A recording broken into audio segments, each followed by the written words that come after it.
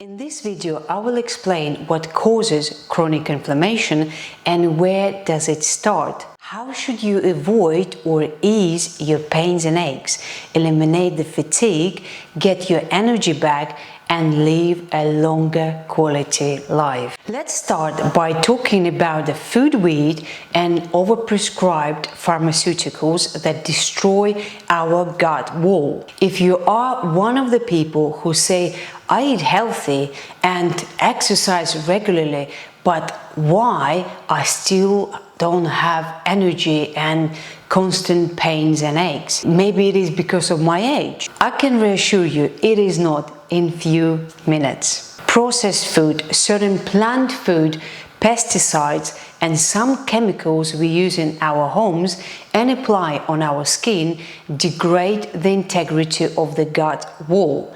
This causes microscopic holes in the gut, allowing bacteria and other harmful molecules to leak out of the intestine into the bloodstream and surrounding tissue. Did you know that 70–80% of your immunity system lives in the gut wall and the fat surrounding intestines? You probably didn't. Did you? Let me know in the comment below. Dr. Alessa Fasana at Harvard Medical School and other researchers I read showed in multiple studies that leaky gut is an epidemic of its own, and the majority of us develop this over the years, which we usually blame our age and genetics when it comes to low energy or depression, even body aches. One of the proteins found in foods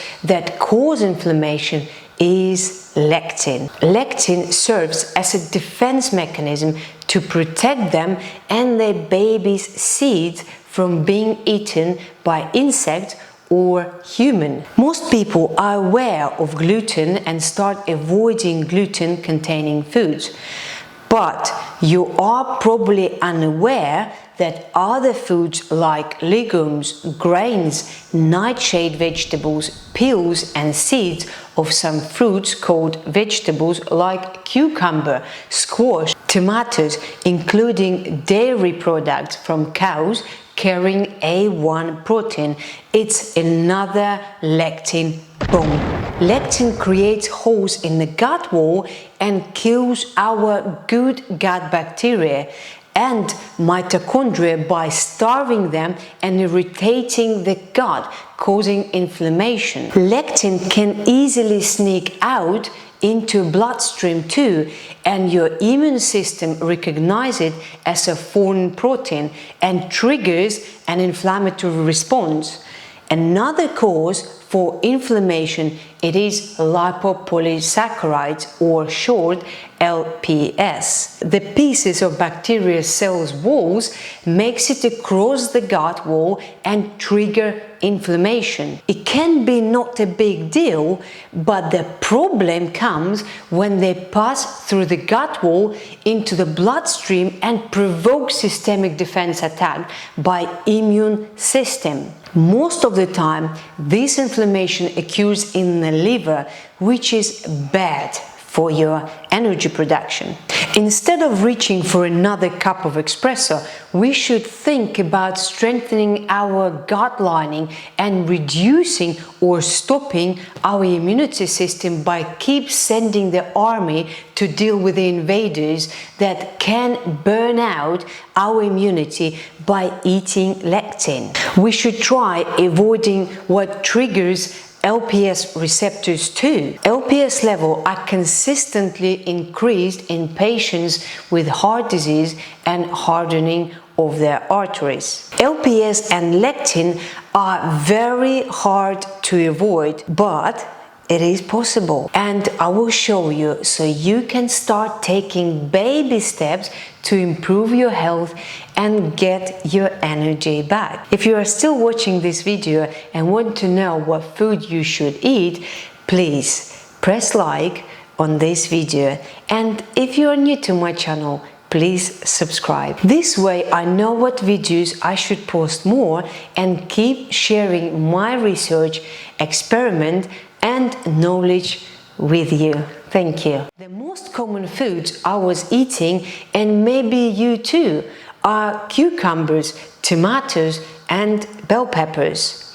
Unfortunately, these foods are packed with lectin and spike LPS response. As you guessed it, we have to avoid them. But it is easy to swap to radishes. Avocado is a great one on a salad or sandwiches, as well as lettuce, kale, spinach, olives, especially black olives, because of their high polyphenol. Polyphenols, as you know, are antioxidant, and some studies strongly suggest that a diet rich in polyphenols may offer protection against the development of certain cancers, cardiovascular disease, diabetes, and neurodegenerative diseases. Here is more foods like sauerkraut raw.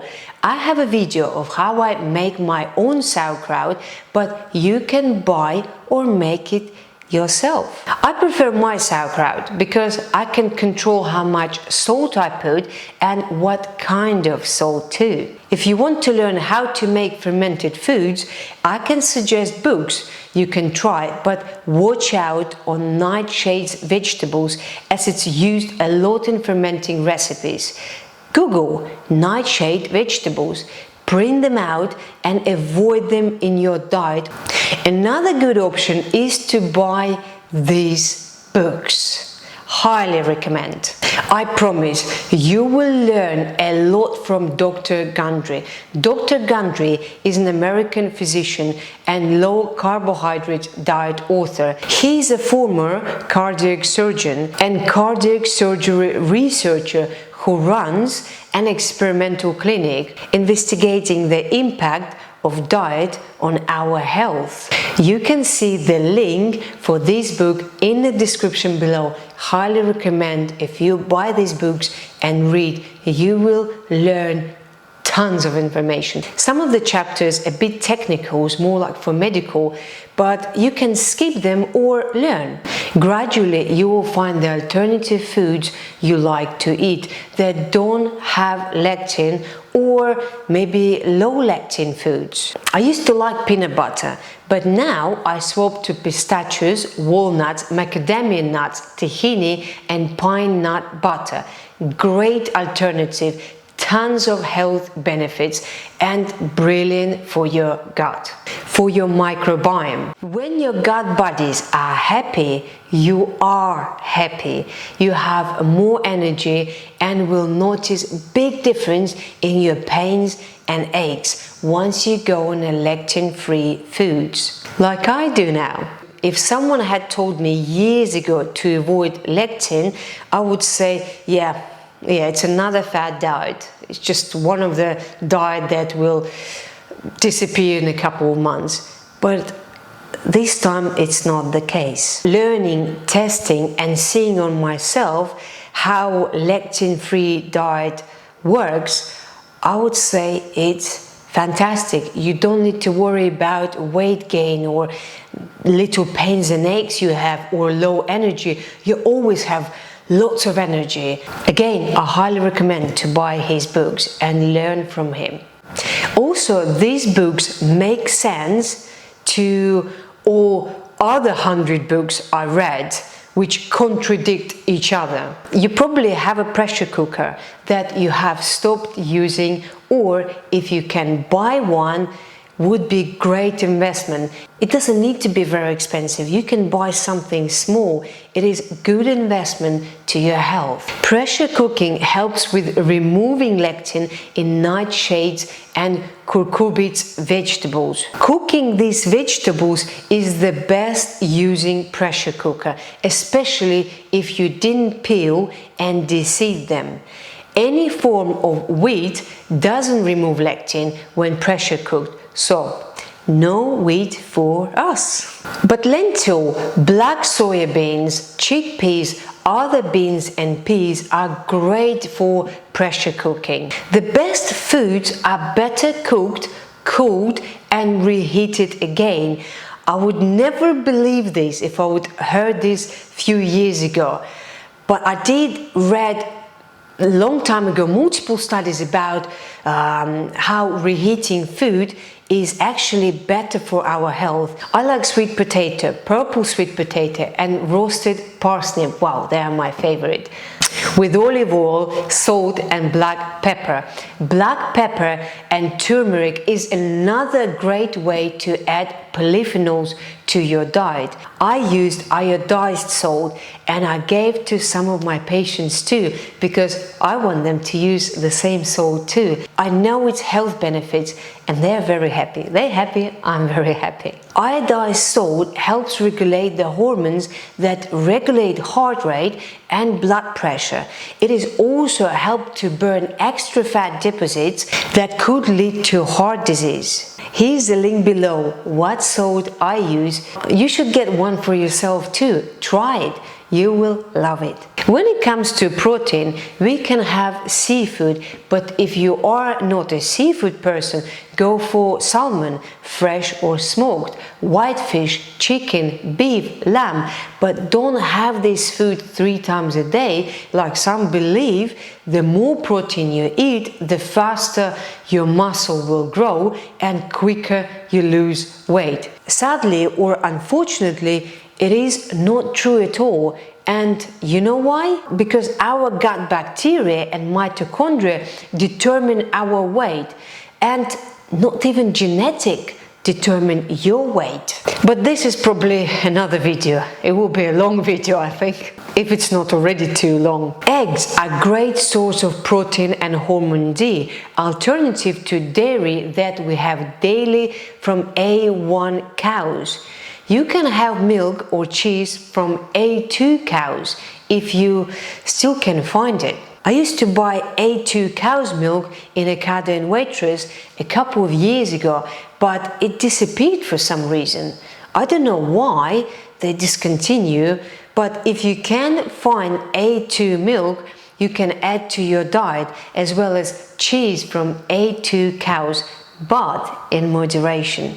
Goats and sheep milk and cheeses are good source too, and if you are like me, enjoy blue cheese sometimes, it's amazing for our holobium. You would say, what is a holobium? Where does this word come from? The gut-brain axis allows communication between the gut and the brain via neurotransmitters. They're tiny chemical messengers that can stimulate or calm the body. So the holobiome has identified the specific gut bacteria that naturally produce these neurotransmitters. Is it confusing? Let me know in the comment below if you want to know what supplements I use that can block lectin if you end up eating lectin foods occasionally. I'm always happy to share with you what I use and my knowledge and research. I just love this stuff. I just love all this. Don't know why.